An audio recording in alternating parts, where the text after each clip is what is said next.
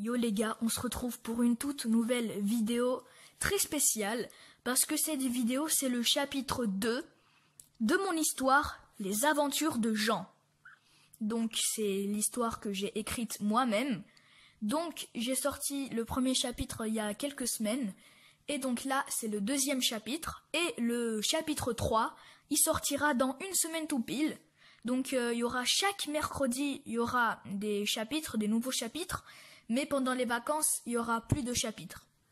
Du coup, on va commencer. Alors, je tiens à vous rappeler que vous devez avoir regardé le premier chapitre, car je vais plus rappeler ce qui s'est passé. Du coup, il faut que vous l'ayez vu, car sinon vous allez rien comprendre à ce deuxième chapitre. Allez, on commence. Les aventures de Jean, chapitre 2, de Bizarre. Tous les quatre étaient tétanisés de peur, mais au sens propre. Ils ne pouvaient plus contrôler leurs muscles. Et cet individu très suspect les fixa pendant 10 minutes. Nos pauvres amis voulaient courir à fond pour se sauver, mais ils ne pouvaient le faire à cause de la peur, car elle les rendait immobiles. Quand enfin ils purent bouger, ils tapèrent leur meilleur sprint en croyant que ce qui s'est passé allait juste rester un mauvais souvenir, mais non. Devant eux, ils virent une personne très ressemblante à l'autre qui attrapa les quatre amis dans les bras. 30 secondes plus tard, Jean et ses copains virent venir l'autre individu vers eux. Ils se débattirent et crièrent, mais souvenez-vous que cette forêt était très calme, du coup, personne ne les entendit.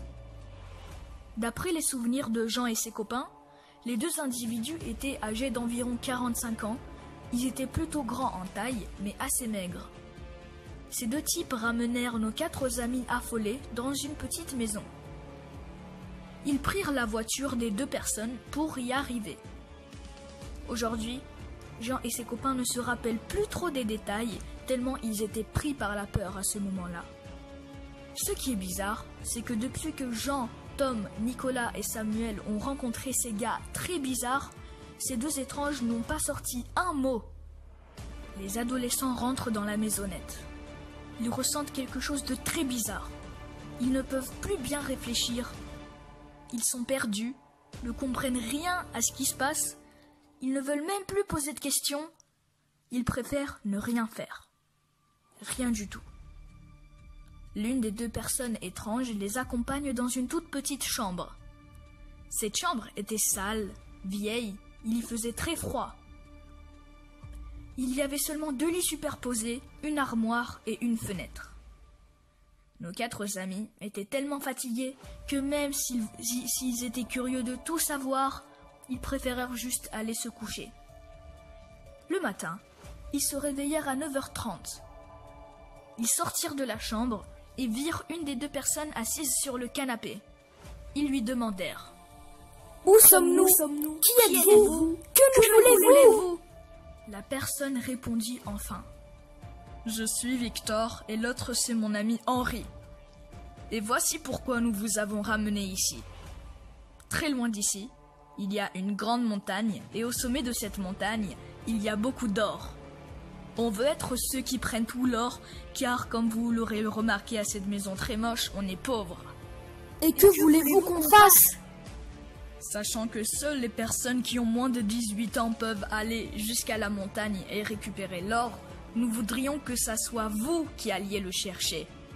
Si vous prendrez tout l'or, nous le partagerons équitablement.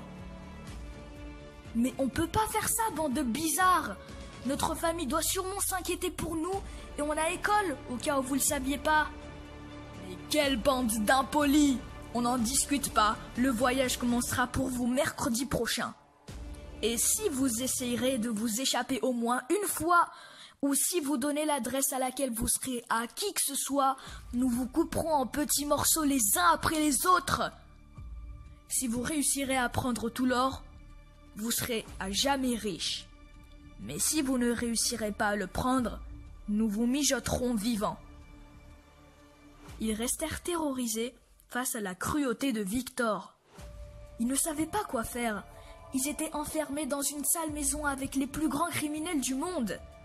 Ils ne pouvaient ni essayer de s'échapper, ni appeler la police, sinon ils allaient gravement souffrir. Ils ne se sentaient pas du tout bien et avaient tous peur pour l'inquiétude que leurs parents devaient avoir. La suite dans le prochain épisode, qui sortira le mercredi prochain, donc le mercredi 12 janvier. Si vous avez aimé cette vidéo, n'hésitez pas à liker, à partager et à vous abonner à ma chaîne. Likez cette vidéo si vous aussi vous êtes impatient de connaître la suite. Ciao les gars!